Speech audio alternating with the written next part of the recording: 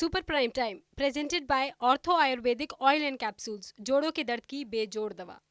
Super prime time में आपका स्वागत है। आपके साथ मैं हूं सुमेरा खान। तो आगे बढ़ें उससे पहले आपको बता दें, इस 1 घंटे के दौरान हम आपको देश दुनिया की तमाम बड़ी और अहम खबरें दिखाएंगे। वर्ल्ड एक्सक्लूसिव न्यूज स्टोरीज आपको देखने को मिलेंगी और वर्ल्ड ब्रेकिंग न्यूज भी। तो आइए करते हैं शुरुआत। अब आपको 70 साल से ज्यादा पुराने इतिहास में ले चलते हैं। चीन की राष्ट्रवादी पार्टी कुओमितांग के बड़े ताकतवर और प्रभावशाली नेता थे चियांग काई शेक। 1949 में जब माओ त्से तुंग की कम्युनिस्ट पार्टी की निर्णायक जीत के बाद चियांग काई शेक अपने समर्थकों के साथ ताइवान चले गए। तब से दोनों ही देश खुद को असली चीन कहते हैं।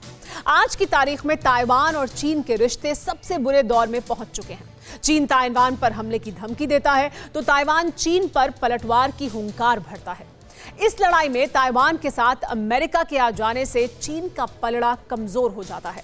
ताइवान और चीन के बीच तनाव की हर खबर सबसे पहले TV9 भारतवर्ष आप तक पहुंचाता रहा है।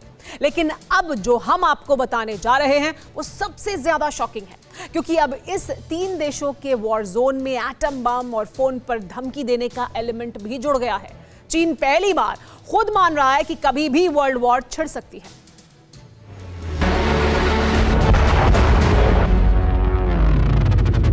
ब्रिटेन का powerful aircraft carrier Queen Elizabeth,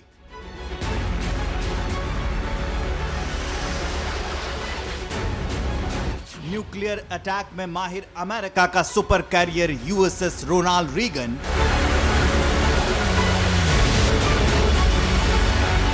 निमित्ज class super carrier USS Carl Vinson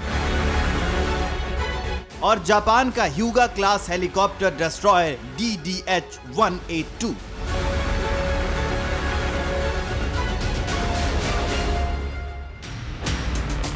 Philippines सागर में मौत का यह बेड़ा देखकर चीन में हड़कंप मच गया।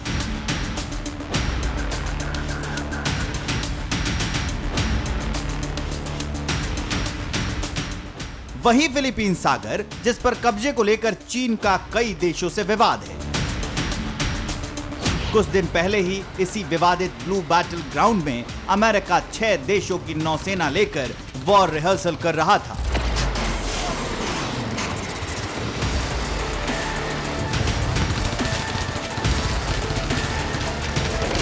घुटना, कंधा या कमर, चाहे जैसा हो दर्द, डॉक्टर ऑर्थो आपको देता है दर्द से पूरी आजादी, एक भरपूर जिंदगी।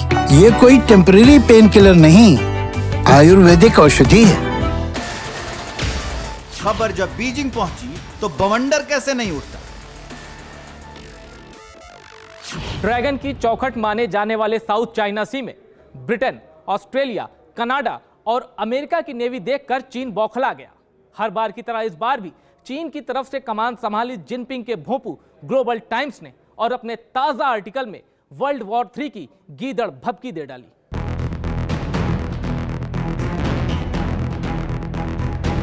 चीन ने इस वॉर रिहर्सल का ताइवान कनेक्शन ढूंढ लिया है।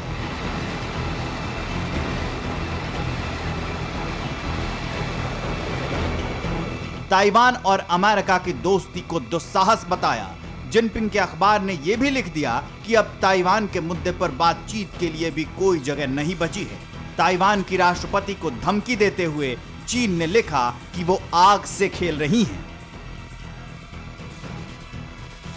एक तरीके से अमेरिका को धमकी दे रहा है कि अगर आप बाज नहीं आए ताइवान को मदद करने से तो ताइवान को हम तहस नहस कर देंगे। वो अमेरिका को ये कह रहा है कि ताइवान चीन का हिस्सा है, वन चाइना पॉलिसी में ताइवान कोई अलग देश नहीं है, और वहाँ के जो सेसेशनिस्ट हैं या जो वहाँ जो स्वतंत्रता मांगते हैं वो चीन की राय में उनको कोई हक नहीं है ये स्वतंत्रता मांगने का।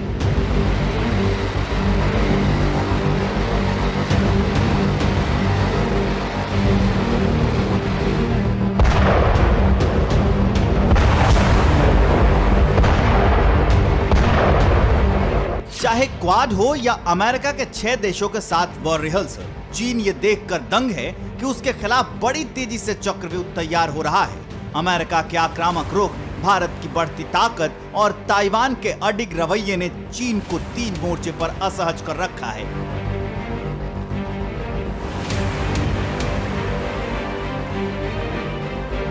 वरना आज के दौर में जब ड्रैगन के कई विरोधी देशों के पास एटम बम है, तब वर्ल्ड वॉर की धमकी देना हास्यास्पद नहीं तो क्या है। लेकिन चीन के लिए बुरी खबर का सिलसिला यही नहीं थमा। ताइवान के मुद्दे पर ही वॉशिंगटन से जिनपिंग के लिए एक और बुरी खबर आई। बाइडेन को गुस्सा आया, जिनपिंग को फोन मिलाया।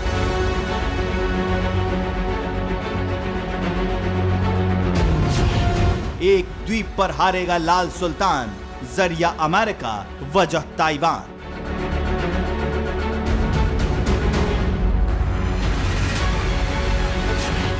ताइवान को बचाने यूएस बेड़ा चला, सुपर पावर करने वाला है कुछ बड़ा।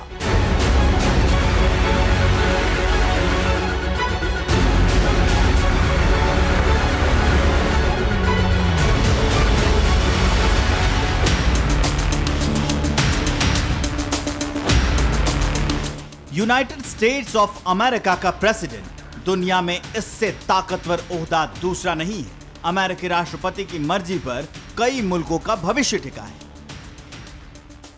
अमेरिका का सिद्धांत शुरू से ही यही रहा है कि जो अमेरिका और अमेरिकियों के हित में होगा वो डंके की चोट पर किया जाएगा।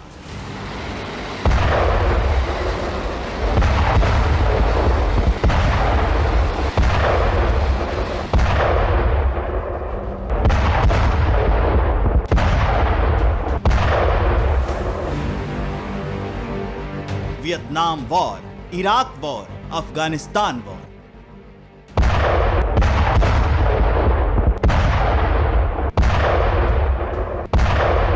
इतिहास में ये ऐसे मौके थे जब अमेरिका के हिस्से में पछतावा आया, लेकिन इसके बावजूद अमेरिका का सिद्धांत आज भी वही है।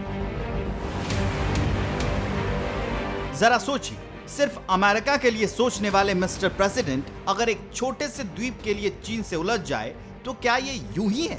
नहीं, ये यूं ही नहीं है। मुमकिन है कि अमेरिका बहुत जल्द कुछ बड़ा करने वाला है।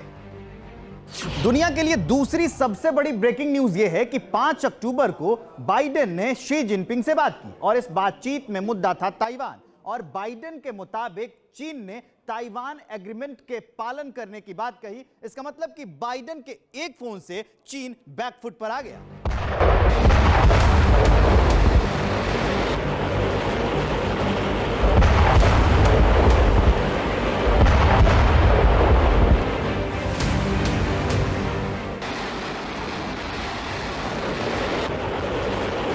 दो पावरफुल ग्लोबल लीडर्स के बीच हुई बातचीत का निष्कर्ष समझने से पहले आइए जरा आपको वो एग्रीमेंट बता देते हैं जिसका हवाला देकर अमेरिका ने चीन की अकड़ ढीली की है।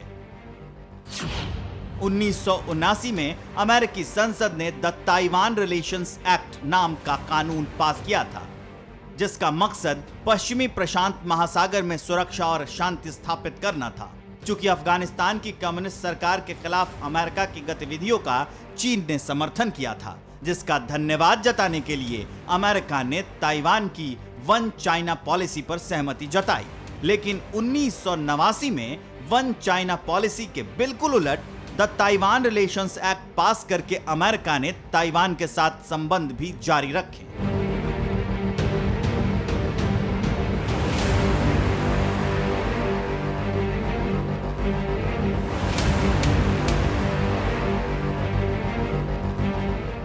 यानी अब अमेरिका के टारगेट पर वन चाइना पॉलिसी है, जिसके तहत ताइपे पर बीजिंग अपना दावा ठोकती है।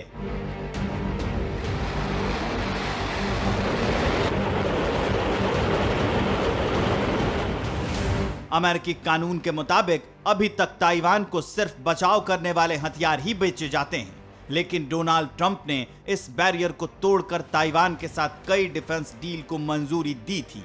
और अब जो बाइडेन भी ताइवान को मोहरा बनाकर चीन को सबक सिखाने में लग गए हैं। अमेरिका के लिए सबसे बड़े फायदे की बात यह है कि ताइवान खुद चीन को सबक सिखाने के लिए बेकरार है। ताइवान की राष्ट्रपति साई इंगवेन और ताइवान के विदेश मंत्री जोसेफ वू कई बार चीन को चेता चुके हैं कि अगर ड्रैगन ने कोई बारूदी साजिश रची तो ताइवान मरने मारने की हद तक जाकर जंग करेगा। ताइवान का यह आक्रामक रवैया लाल सुल्तान शी जिनपिंग को असहज कर देता है।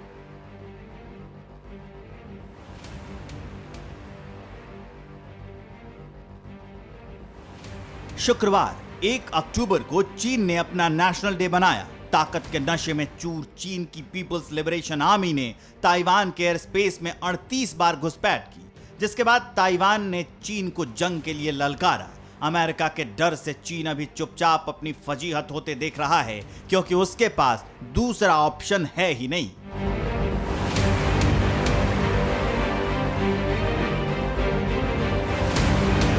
Bureau report, TV9 Bharatvarsh. कुछ लोगों की फितरत नहीं बदलती। बंदूक के दम पर सत्ता कब्जाने वाले तालिबानी उन्हीं में से हैं। काबुल के गुरुद्वारे पर तालिबानियों ने हमला किया है, गार्ड्स को बंधक बनाकर तोड़फोड़ की है। यह वही गुरुद्वारा है जिसकी सुरक्षा की बात तालिबानियों ने खुद की थी। तालिबान का सत्ता साझेदार हक्कानी है। हक्कानी खुलकर आतंक की बात कर रहा है, आतंक का समर्थन कर रहा है। हक्कानी नेटवर्क के आतंकी अनस हक्कानी महमूद गजनवी की कब्र पर पहुंचा, वहां सजदा किया और उसके बाद उस कुख्यात लुटेरे के बारे में जमकर तारीफ की।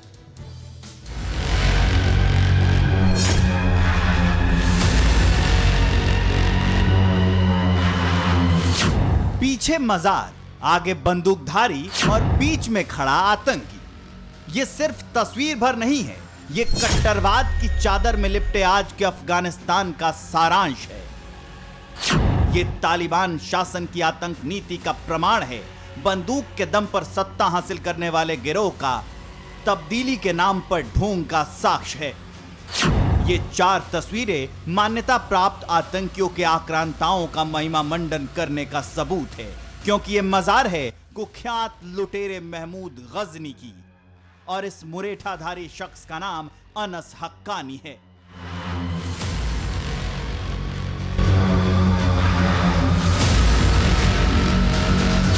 महमूद गजनवी की कब्र पर सजदा करने के बाद अनस हक्कानी ने कैसे अंतर्राष्ट्रीय लुटेरे का चरित्र चित्रण किया, ये विस्तार से बताएंगे। मगर उससे पहले ये जान लीजिए कि अफगानिस्तान में अनस हक्कानी होने का मतलब क्या है। अनस हक्कानी की पहचान ये है कि तालिबान का सत्ता साझेदार हक्कानी नेटवर्क का युवराज है, यानी ये जलालुद्दीन हक्कानी का छोटा बेटा है और सिराजुद्दीन हक्कानी का छोटा भाई। सिराजुद्दीन हक्कानी इस वक्त तालिबान सरकार में गृह मंत्री है और उस पर 37 करोड़ रुपए का इनाम है। अनस हक्कानी का चाचा खलील हक्कानी भी शरणार्थी मामलों का मंत्री है। हक्कानी नेटवर्क से जुड़े करीब 7 से ज्यादा बड़े नेता तालिबान सरकार में मंत्री हैं।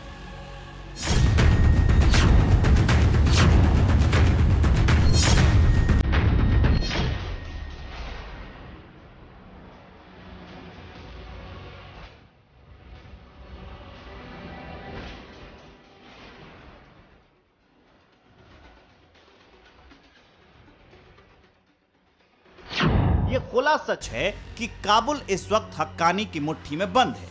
मुल्ला मार का तालिबान पर हक्कानी 7 गुना ज्यादा भारी है। तालिबान सरकार को हक्कानी अपनी उंगली पर नचा रहा है। इस वक्त अफगानिस्तान में जो कुछ हो रहा है वो सिर्फ हक्कानी अंसंस की मर्जी से हो रहा है। घुटना, कंधा या कमर, चाहे जैसा हो दर्द, डॉक्टर ऑर्थो आपको देता है दर्द से पूरी आजादी, एक भरपूर जिंदगी। ये कोई टेम्परेरी पेन किलर नहीं, आयुर्वेदिक औषधि है। उसी हक्कानी संगठन का जेल रिटर्न अनस हक्कानी महमूद गजनवी के कब्र पर पहुंचा था। वही महमूद गजनवी जिसका नाम इतिहास के पन्नों में बतौर क्रूर लुटेरे के तौर पर दर्ज है। महमूद गजनवी वही है जो बार बार लुटेरा बनकर हिंदुस्तान आया और लूट कर ले गया, जिसने 17 बार सोमनाथ मंदिर पर आक्रमण किया था। सन 1024 में उसने आखिरकार सोमनाथ मंदिर के प्रमुख देवता भगवान शिव की मूर्तियों को खंडित कर दिया था। महमूद गजनवी तुर्क वंश का पहला स्वतंत्र शासक था और उसने 998 से 1030 ईस्वी तक शासन किया था। महमूद गजनवी ने बार बार हिंदुस्तान और हिंदुओं के मंदिरों को निशाना बनाया, क्योंकि उस समय मंदिरों में धन संपदा बहुत हुआ करती थी, तो मुस्लिम आक्रांता देश में आते थे और यहां से हीरे जवाहरात लूट कर लेकर चले जाते थे। यही वजह है कि अफगानिस्तान के गजनी से आकर महमूद गजनवी ने मंदिरों में लूटपाट की। यहां की अपार संपत्ति को वो लूट कर गजनी ले गया था। महमूद इतना विध्वंसकारी शासक था कि लोग उसे मूर्ति भंजक कहने लगे थे। हालांकि 59 बरस की उम्र में तड़प तड़प कर मर गया था। तलवार की धार पर इस्लाम का प्रचार करने वाले तुर्की मूल के शासक के उसी अफगानी बेटे की कब्र पर अनस हक्कानी पहुंचा था। कुख्यात लुटेरे के कब्र पर सजदा करने के बाद अनस हक्कानी ने अपनी तस्वीरें ट्विटर पर टांगी और फक्र के साथ महमूद गजनवी का कुछ यूं जिक्र किया। हमने 10वीं शताब्दी के एक प्रमुख मुस्लिम योद्धा और मुजाहिद सुल्तान महमूद गजनवी की दरगाह का दौरा किया। गजनवी ने गजनी क्षेत्र में एक मजबूत मुस्लिम शासन स्थापित किया और सोमनाथ की मूर्ति को तोड़ दिया। अनस हक्कानी जिस महमूद गजनवी को वीरता का पर्याय बताकर पूज्य भाव में विभोर हो गया, जिस आक्रांता के आदर में शब्दों का पिरामिड बनाकर उसके शीर्ष पर उसे बिठा दिया, शैतानों का वो सरदार अमन पसंद आम अफगानियों की नजर में कितनी इज्जत और पहचान रखता है, इसका जिक्र कभी पूर्व प्रधानमंत्री अटल बिहारी वाजपेयी ने कुछ यूं किया था। विदेश मंत्री के नाते मैं अफगानिस्तान गया, आपको सुनकर ताज्जुब होगा। अफगानिस्तान के अपने मेजबानों से मैंने कहा मैं गजनी जाना चाहता हूं, गजनी। पहले वो मेरी बात उनकी समझ में नहीं आई, कहने लगे गजनी तो कोई टूरिस्ट स्पॉट नहीं है, गजनी में कोई 5 स्टार होटल नहीं है, गजनी में आप जाकर क्या करेंगे, गजनी में आप जाकर क्या देखेंगे। मैं उन्हें पूरी बात नहीं बता सकता। मेरे हृदय में कहीं गजनी कांटे की तरह से चुभ रहा है। जब से मैंने गजनी से आए एक लुटेरे की कथा पढ़ी है और किशोरावस्था में पढ़ी है, मैं देखना चाहता था वो गजनी कैसा है। आपको सुनकर ताज्जुब होगा, महमूद गजनी का अफगानिस्तान के इतिहास में कोई स्थान नहीं है। उसी गजनवी की कब्र पर चादर लेकर अनस हक्कानी गजनी शहर पहुंचा था, हिंदुस्तान के दुश्मन का महिमा मंडन किया और सोमनाथ मंदिर का जिक्र कर हिंदुस्तान और हिंदुस्तानियों के सूखे हुए जख्म को कुरेदने की कोशिश की।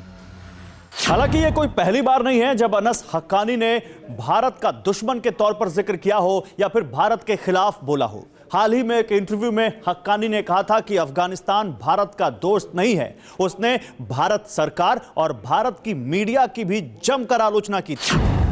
अनस हक्कानी ने कहा था कि भारत को अफगानिस्तान की तरफ अपनी नीति में बदलाव करने की जरूरत है। तो सवाल यहीं से उठता है कि अनस हक्कानी बार बार भारत विरोधी बयान क्यों देता है? मुल्ला मार का तालिबान से इतर हक्कानी का बयान क्यों होता है?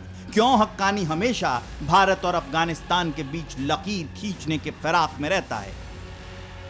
तो इसका सीधा सा एक शब्द में जवाब है पाकिस्तान।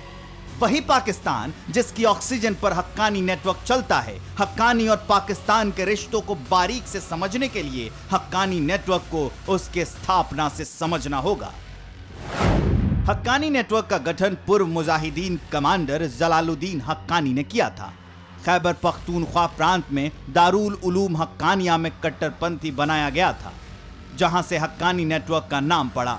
पाकिस्तान के उत्तरी वजीरिस्तान में हक्कानी नेटवर्क का बेस है, जहां उसकी समानांतर सरकार चलती है। अफगानिस्तान के पूर्वी हिस्से में भी इसका प्रभाव काफी ज्यादा है। सूत्र बताते हैं कि हक्कानी नेटवर्क को गल्फ कंट्री और पाकिस्तान से फंडिंग होती है। हक्कानी नेटवर्क को पाकिस्तान और उसकी खुफिया एजेंसी ISI का खुला सपोर्ट है। रिपोर्ट्स बताते हैं कि ISI के इशारे पर हक्कानी नेटवर्क आतंकी हमला करता रहा है। कहा जा रहा है कि ISI के दबाव के वजह से ही तालिबान सरकार में सिराजुद्दीन हक्कानी को गृह मंत्री बनाया गया। यही वजह है कि हक्कानी बार बार भारत के खिलाफ जहर उगलता रहता है। सिराजुद्दीन हक्कानी का भाई अनस हक्कानी भी वही कर रहा है जो पाकिस्तान को पसंद है। इस बार उसने वही किया। मूर्ति तोड़ने वाले का गुणगान करने वाले हक्कानी राज में भी वही हो रहा है जो गजनवी के शासनकाल में हुआ करता था। काबुल के गुरुद्वारे में अटैक किया गया। बताया जा रहा है कि हथियारबंद तालिबानियों ने काबुल के गुरुद्वारे में तोड़फोड़ की है। यह है काबुल का गुरुद्वारा, जिसे गुरुद्वारा करते परवान कहते हैं। यहीं पर तालिबानियों ने कोहराम मचाया है। रिपोर्ट्स के मुताबिक 15 से 16 हथियारबंद अज्ञात लोग गुरुद्वारे के अंदर दोपहर के वक्त पहुंच गए। तालिबानी शैतानों ने 3 गार्ड्स के हाथ पैर बांध दिए, उन्होंने बाहर जाते हुए सीसीटीवी भी तोड़ दिए। काबुल का ये वही गुरुद्वारा है जो तालिबान शासन आने के बाद सिखों और हिंदुओं के लिए पनाहगार बना था। तब तालिबान ने आश्वासन दिया था कि यहाँ के लोगों की सुरक्षा की जाएगी, लेकिन काबुल पर कब्जा होते ही तालिबान अपनी असलियत पर आ चुका है। बुद्ध की मूर्ति तोड़कर युद्ध के रास्ते चलने वाला तालिबान हर रोज इंच इंच बेनकाब हो रहा है। गजनवी की कब्र पर सजदा कर अनस हक्कानी ने भी वही किया। तालिबान की तब्दीली वाली थ्योरी के ऊपर खुद ही झूठ की एक और परत उघाड़ दी है। किसी भी दुश्मन को मात देने के लिए जरूरी है उसकी ताकत और कमजोरी की पूरी जानकारी। किसी भी टारगेट को खत्म करने के लिए जरूरी है उसकी सटीक लोकेशन। किसी भी देश के लिए ऐसी तमाम जानकारी उसकी खुफिया एजेंसी लाती है। अमेरिका ने अगर दुनिया में अपनी बादशाहत कायम रखी है तो इसकी एक वजह उसकी खुफिया एजेंसी CIA भी है। लेकिन अब CIA का मिशन, उसका नेटवर्क खतरे में है। अचानक CIA के एजेंट्स चुन चुन कर खत्म किए जा रहे हैं। CIA के हर जासूस पर खतरा क्यों मंडरा रहा है, ये आप इस रिपोर्ट में देखिए।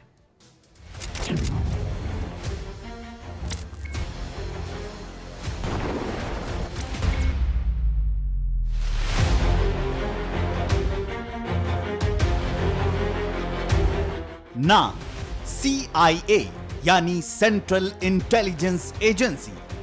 पहचान दुनिया की सबसे घातक खुफिया एजेंसी और अमेरिका की सबसे बड़ी ताकत।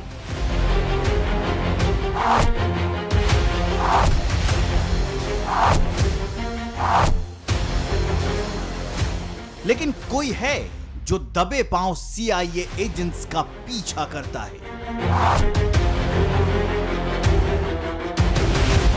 उसे एजेंट्स के मूवमेंट की सटीक जानकारी होती है। वो घात लगाकर एजेंट्स का इंतजार करता है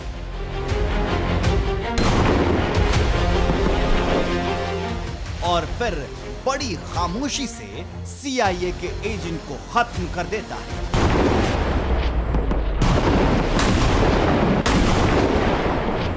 ऐसा एक बार नहीं, कई बार हो चुका है। कई जासूस खत्म किए जा चुके हैं।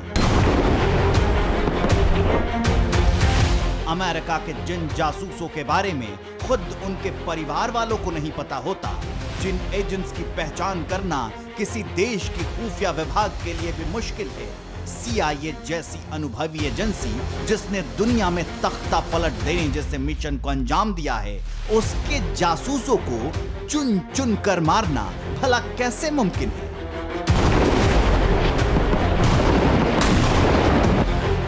CIA ने जब इसकी तहकीकात शुरू की तो चौंकाने वाली जानकारी सामने आई।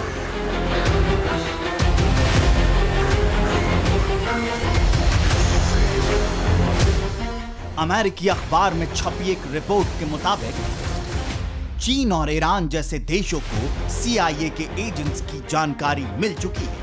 अमेरिका के दुश्मन अब CIA के एजेंट्स की हत्या कर रहे हैं। CIA एजेंट्स के नेटवर्क से जुड़े मुखबिरों को भी खत्म किया जा रहा है। CIA ने अब अपने सभी एजेंट्स को सीक्रेट तरीके से चेतावनी दी है। सीक्रेट मैसेज सभी सीक्रेट एजेंट्स तक पहुंचाए गए हैं। CIA के जितने भी जासूस हैं उन्हें सावधान रहने और अपने सूत्रों से दूर रहने के लिए कहा गया है। घुटना, कंधा या कमर, चाहे जैसा हो दर्द, डॉक्टर ऑर्थो आपको देता है दर्द से पूरी आजादी, एक भरपूर जिंदगी। ये कोई टेम्परेरी पेन किलर नहीं, आयुर्वेदिक औषधि है।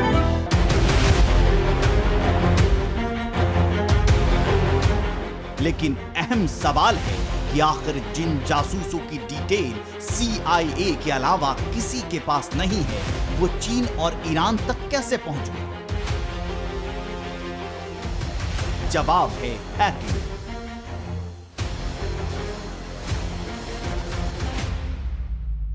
माना जा रहा है कि चीन और ईरान ने CIA के गुप्त संचार सिस्टम में घुसपैठ करने में सफलता हासिल कर ली। रिपोर्ट के मुताबिक CIA ने चेतावनी में एजेंट से कहा, एजेंट्स अपने नेटवर्क के लोगों पर भरोसा न करें, दूसरे देश की खुफिया एजेंसी को कम ताकतवर न माने, किसी भी मिशन को खतरनाक मानकर ही काम करें। CIA ने माना कि डेटा लीक होने की वजह से कई एजेंट्स की हत्या कर दी गई। अपने जासूसों को बचाने के लिए अमेरिकी एजेंसी ने उन्हें मिशन से हटाकर दूसरी लोकेशन पर शिफ्ट कर दिया।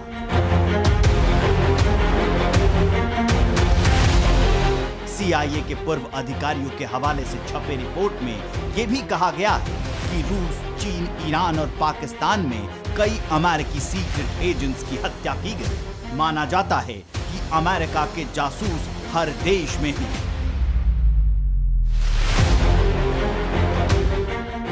इसके अलावा CIA ने ऑस्ट्रेलिया, न्यूजीलैंड, ब्रिटेन और कनाडा के साथ भी मिलकर काम किया है। इसे द 5 आईज का नाम दिया गया है। फिलहाल CIA ने खुफिया डेटा को और सुरक्षित किया है ताकि कोई भी देश उसके जासूसों की डिटेल हासिल न कर सके।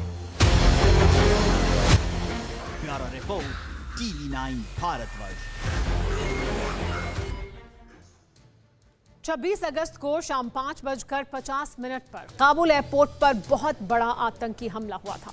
100 से ज्यादा लोगों की मौत हो गई थी। अमेरिकी सैनिकों को भी अपनी जान गंवानी पड़ी थी। रेस्क्यू के बीच ये अमानवीय हरकत थी इस्लामिक स्टेट खुरासान की।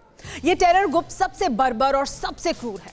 खबर है कि अब ISIS-K ने तालिबान को चैलेंज करने के लिए अफगानिस्तान में अपनी समानांतर सरकार शुरू कर दी है। अब तालिबान इस चुनौती से कैसे निपटेगा, देखिए ये रिपोर्ट।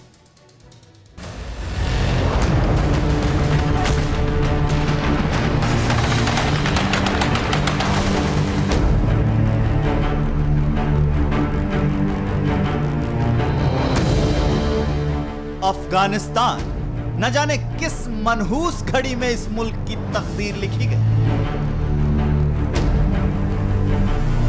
इतिहास भी रक्त रंजित,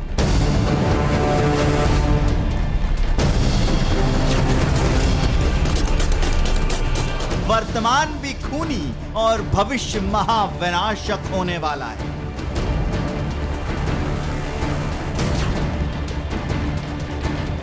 जी हां, अफगानिस्तान में 20 साल बाद तालिबान की वापसी से जिसे भी ये लगा था कि अब पठान लैंड में तालिबानी राज करेंगे, वो गलत साबित हो रहे हैं। तालिबान को अफगानिस्तान में कोई ऐसी टक्कर देगा, ये न तो मुल्ला बरादर ने कभी सोचा था और न ही अखुंदजादा ने।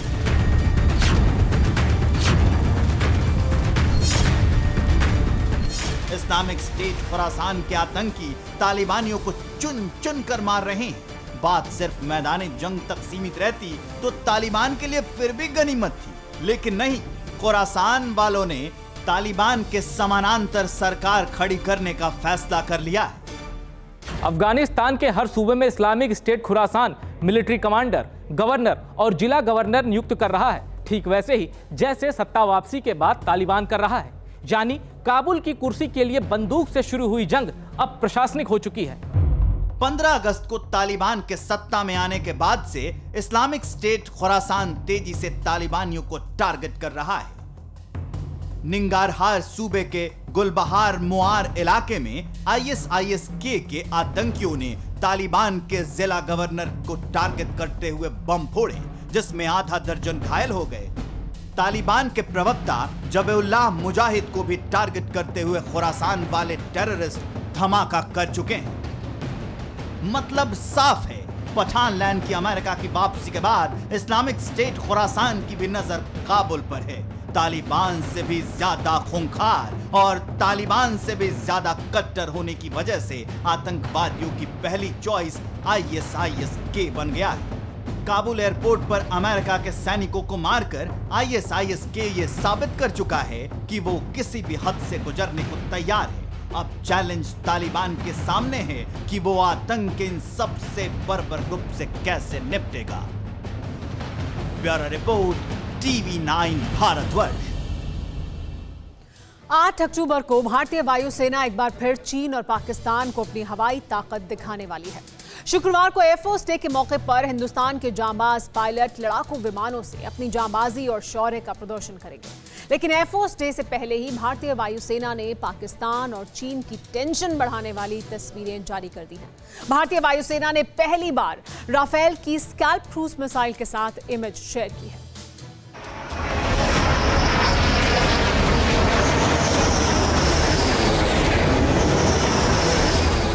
आसमान में आग के गोले उठ रहे हैं और फुल स्पीड में नजर आ रहा है राफेल। एयरफोर्स डे से पहले भारतीय वायुसेना ने ये तस्वीरें जारी की हैं। ये किसी हमले की तस्वीर नहीं, लेकिन आसमान में आग उगलते लड़ाकू विमानों के बाद जो तस्वीर आई है वो दुश्मन के होश उड़ाने वाली है। वायुसेना ने पहली बार राफेल के ब्रह्मास्त्र कहे जाने वाले स्कैल्प क्रूज मिसाइलों की तस्वीर को दुनिया के साथ साझा किया है। ये वही घातक मिसाइल है जिससे पाकिस्तान और चीन को सबसे ज्यादा डर लगता है। स्कैल्प क्रूज मिसाइल राफेल की वो ताकत है जिसके जरिए राफेल हिंदुस्तान के आसमान में उड़ते हुए पीओके में मौजूद किसी भी ठिकाने को उड़ा सकता है।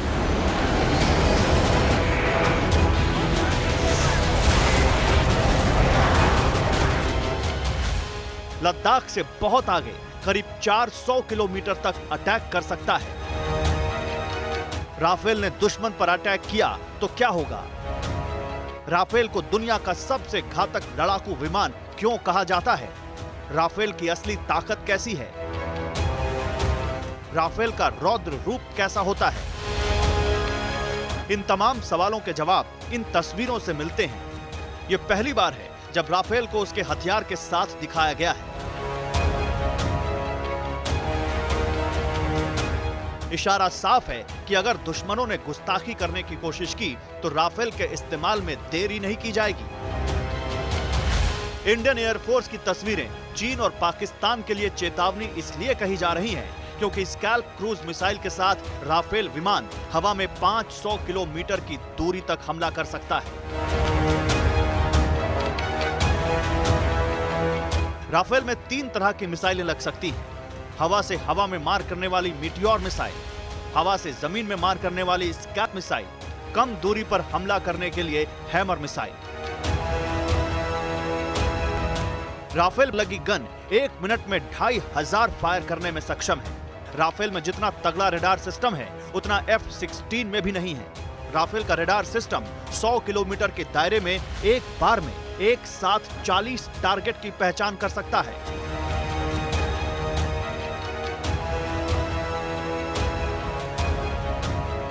राफेल की ऐसी तमाम खूबियां आपको पता होंगी, लेकिन अब राफेल को वॉर मोड में लाया गया है। मिसाइलें लगा दी गई है ताकि दुश्मन पर पलटवार में चंद मिनटों का ही वक्त लगे।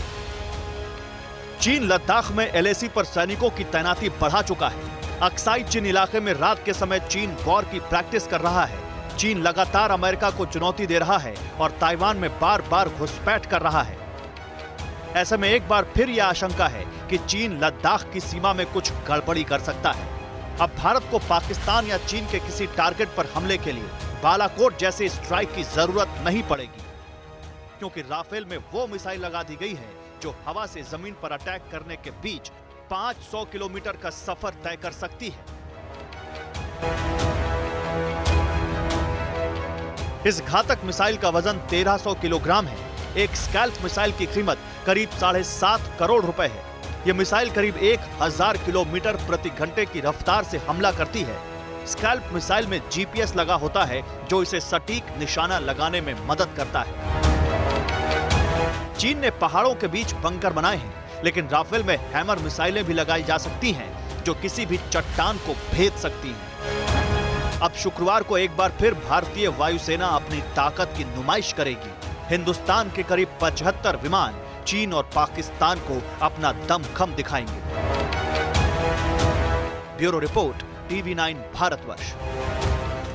और इस वक्त एक बड़ी खबर आ रही है। लखीमपुर खीरी से आगे निकल गया है राहुल और प्रियंका गांधी का काफिला।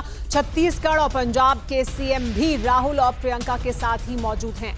पीड़ित किसानों के परिवार से मुलाकात करेंगे और तस्वीरें हम आपको दिखा रहे हैं। काफिला अब लखीमपुर खीरी से, इस वक्त जो ताजा जानकारी मिल रही है उसके मुताबिक लखीमपुर खीरी से आगे निकल चुका है। हमारे साथ अभिषेक उपाध्याय जुड़ गए हैं जो दिन भर से लगातार राहुल गांधी के काफिले के साथ हैं।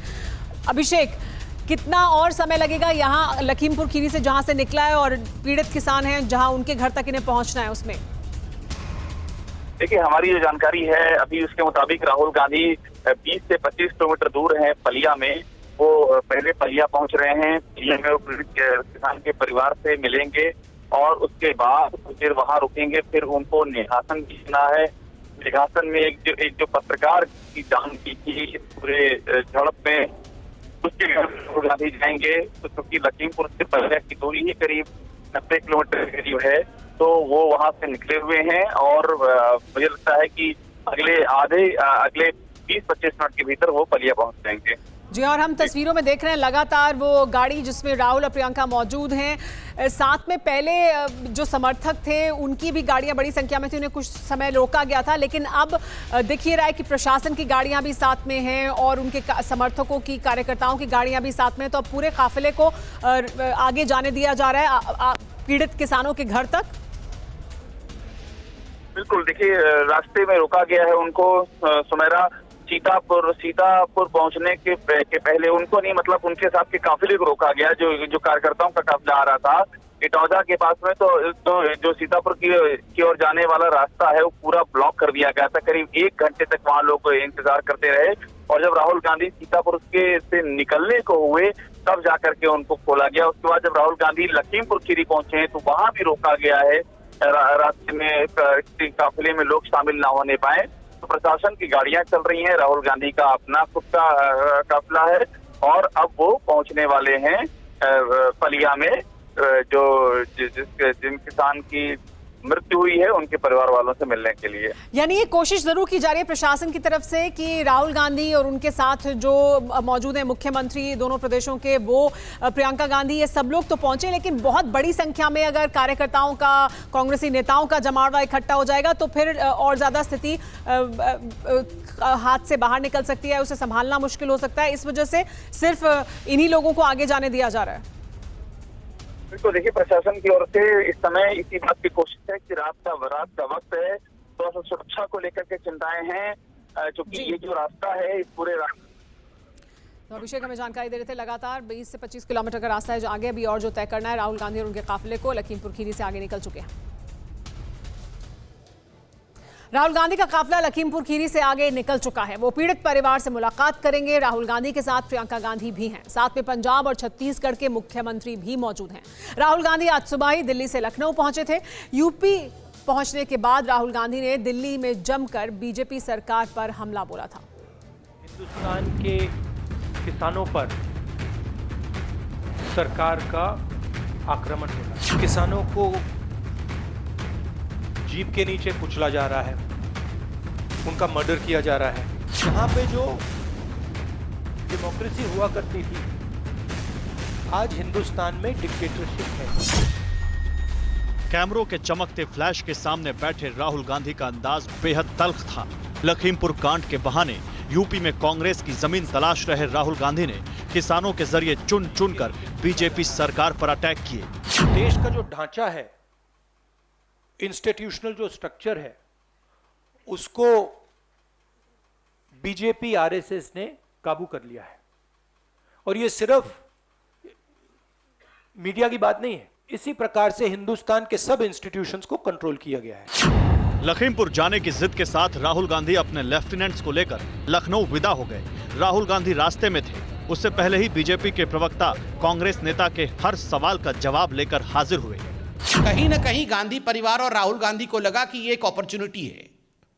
लखीमपुर खीरी में जो हुआ उसको एक अपॉर्चुनिटी के रूप में देखना, ये एक ट्रैजिक सिचुएशन से किस प्रकार से पॉलिटिकल माइलेज लेकर अपने परिवार के साथ को बचाया जाए, उसकी कोशिश है। दहाड़ और पलटवार के बीच राहुल गांधी लखनऊ एयरपोर्ट पर उतरे। हालांकि वहीं पर राहुल गांधी की प्रशासन के साथ बहस हो गई और इस बहस की वजह थी कांग्रेस नेता के काफिले के आगे का सफर। मुझे निकलने दीजिए मुझे। ये देखिए, इधर जरा कैमरा लगाइए इनको यहाँ पे अच्छी तरह। ये देखिए मुझे अब एयरपोर्ट से बाहर नहीं जाने दे रहे। पहले कहा परमिशन मिल गई, अब चलने दीजिए ना मुझे। ये देखिए कैसी परमिशन है ये। तो आपको लग रहा है कि सरकार बरगलाने की कोशिश कर रही है? आप मुझे बताओ ये कौन सी परमिशन है, मैं निकल सकता हूँ प्लीज? ये देखिए परमिशन, यूपी सरकार की परमिशन देख लीजिए। अफसर नहीं माने, राहुल गांधी वही धरने पर बैठ गए। उनके साथ पंजाब के मुख्यमंत्री चरणजीत सिंह चन्नी थे, छत्तीसगढ़ के मुख्यमंत्री भूपेश बघेल और राहुल के करीबी दिग्गज नेता केसी वेणुगोपाल। लखनऊ एयरपोर्ट पर धरने के बीच खबर आई कि 2 दिनों से सीतापुर में गिरफ्तार प्रियंका गांधी को रिहा कर दिया गया है। उनके ऊपर लगे तमाम चार्ज हटा लिए गए हैं और इस सब के साथ तमाम विपक्षी नेताओं को शर्तों के साथ लखीमपुर खीरी में एंट्री की इजाजत भी मिल गई। स्थानीय प्रशासन ने शांति व्यवस्था बनाए रखने के दृष्टिकोण से लोगों के मूवमेंट को रिस्ट्रिक्ट किया था। अब वहां पर लोगों को 5-5 के ग्रुप में जाने की अनुमति दे दी गई है। अब जो भी व्यक्ति जाना चाहें वो वहां जा सकते हैं। राहुल गांधी को उनके हिसाब से जाने का रास्ता मिला। कांग्रेसी काफिला पहले सीतापुर पहुंचा, प्रियंका गांधी साथ हुई और फिर कार्यकर्ताओं के साथ कांग्रेस नेता आगे बढ़े। नियम के मुताबिक पीड़ित परिवार से मिलने राहुल गांधी गए। उनके साथ प्रियंका गांधी थी, पंजाब के मुख्यमंत्री चरणजीत सिंह चन्नी, छत्तीसगढ़ के मुख्यमंत्री भूपेश बघेल और कांग्रेस के महासचिव केसी वेणुगोपाल। कांग्रेस कार्यकर्ताओं को आगे नहीं जाने दिया गया। जब ये सब कुछ लखीमपुर खीरी के आसपास हो रहा था, तब पंजाब में आम आदमी पार्टी के कार्यकर्ता झंडा लेकर सड़क पर उतरे थे और पंजाब गवर्नर हाउस का घेराव किया। पुलिस ने वाटर कैनन से प्रदर्शनकारियों को रोकने की कोशिश की। चंडीगढ़ में आम आदमी पार्टी के कार्यकर्ता इकट्ठा हुए हैं और पंजाब के गवर्नर हाउस का घेराव करने के लिए आगे बढ़ना चाहते हैं, लेकिन उन्हें फिलहाल पुलिस ने यहां पर वाटर कैनन चलाकर रोक दिया है। लगातार आम आदमी पार्टी की ओर से इस पूरे मामले को लेकर विरोध किया जा रहा है। पंजाब के आम आदमी पार्टी के नेताओं का डेलीगेशन पंजाब के सह प्रभारी राघव चड्ढा की अगुवाई में इस वक्त लखीमपुर के रास्ते में है, जहां पर उन्हें पुलिस ने रोका हुआ है। लखीमपुर नहीं जाने दिया जा रहा और इन्हीं तमाम बातों के विरोध में यहां पर जो प्रदर्शन है वो किया जा रहा है। आम आदमी पार्टी के सांसद संजय सिंह भी लखीमपुर पहुंचे और जल्द ही अखिलेश यादव भी पीड़ित परिवारों से मिलेंगे। हालांकि अखिलेश ने पीड़ित परिवार को फोन कर उनके साथ इंसाफ की लड़ाई लड़ने का भरोसा दिया।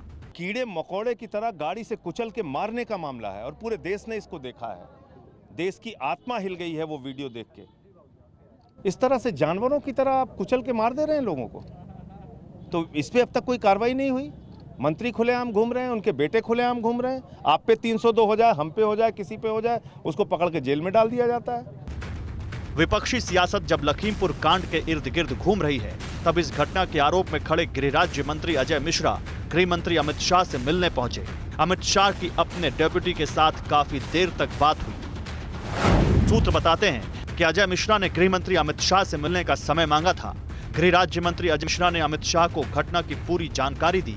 गृह राज्य मंत्री अजय मिश्रा के इस्तीफे की कोई बात नहीं हुई है। सूत्रों के अनुसार गृह राज्य मंत्री अजय मिश्रा 7 अक्टूबर को बीपीआरडी कार्यक्रम में हिस्सा लेंगे। अजय मिश्रा पहले की तरह अब भी काम कर रहे हैं। हालांकि उनके बेटे और मुख्य आरोपी आशीष मिश्रा की मुश्किलें बढ़ सकती हैं।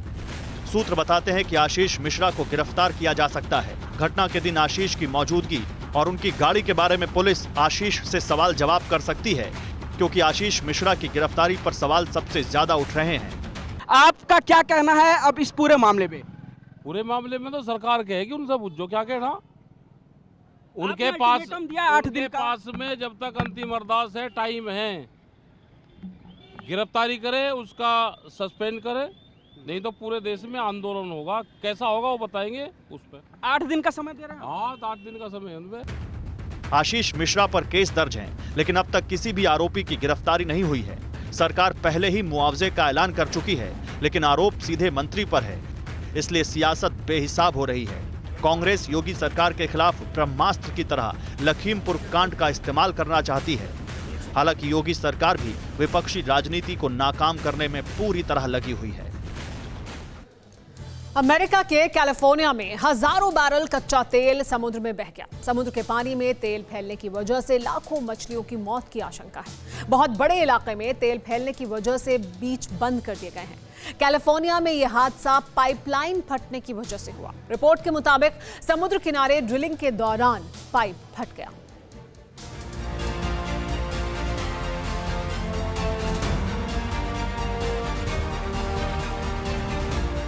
अमेरिका के समंदर में घुल रहा जहर और समुद्र में रहने वाले जीवों के लिए महीनों तक के लिए कहर साबित हो सकता है।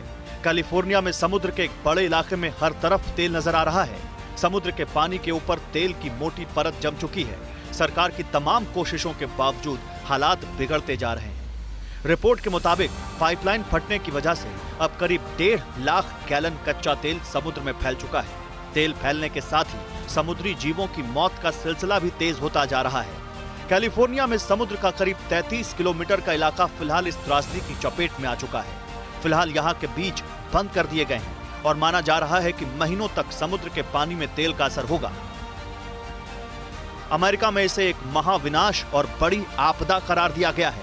कैलिफोर्निया के गवर्नर ने मंगलवार को दक्षिणी कैलिफोर्निया के ऑरेंज काउंटी में आपातकाल की स्थिति की घोषणा की।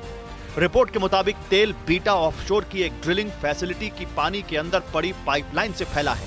कंपनी ने पाइपलाइन को बंद कर दिया है और बचा हुआ तेल बाहर निकाल लिया गया है। समंदर को फौरन साफ करना मुमकिन नहीं है, लिहाजा पर्यावरण और समुद्री जीवों को बड़े नुकसान की आशंका है। सरकार और कोस्ट गार्ड की कई टीमों को यहां भेजा गया है। कोशिश है कि अब और तेल समुद्र में ना फैल सके। Bureau report, TV9 Bharatvarsh. Corona की पहली वेव से कहीं ज्यादा खतरनाक और कहीं ज्यादा मारक थी दूसरी वेव। अप्रैल और मई का महीना ऐसा वक्त था, शायद ही कोई हो जिसने अपने करीबी को ना खोया हो। भगवान न करे कि वो बुरा दौर फिर से दस्तक दे। लेकिन त्योहार का सीजन करीब आते ही मन में एक डर सा बैठ गया है। सवाल है कि क्या इस त्योहार पर कहीं वायरस तीसरा प्रहार तो नहीं करने वाला है। देखिए ये रिपोर्ट।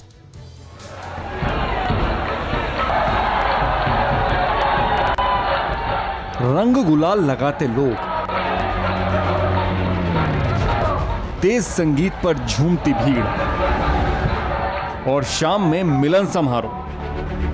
होली पर यही गलती पूरे देश को भारी पड़ गई।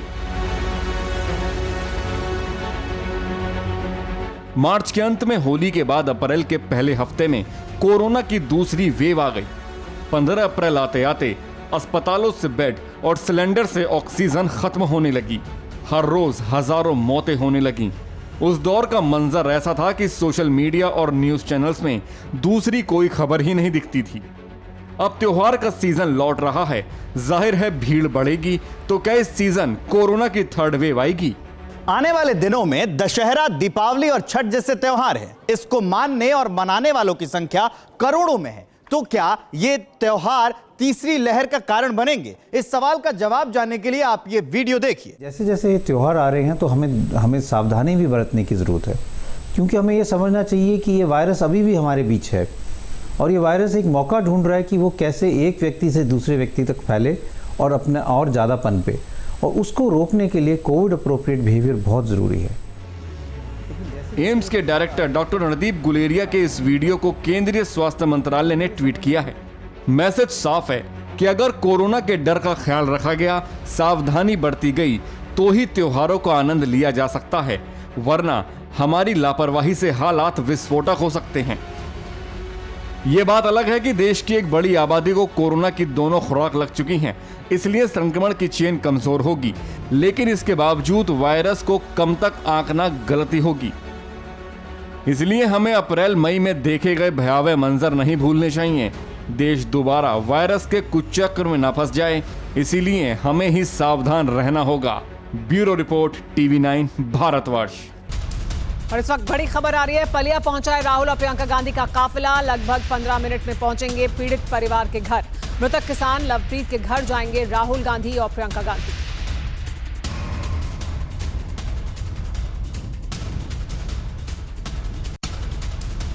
फिक्र आपकी, सोमवार से शुक्रवार रात 9 बजे सिर्फ TV9 भारतवर्ष पर।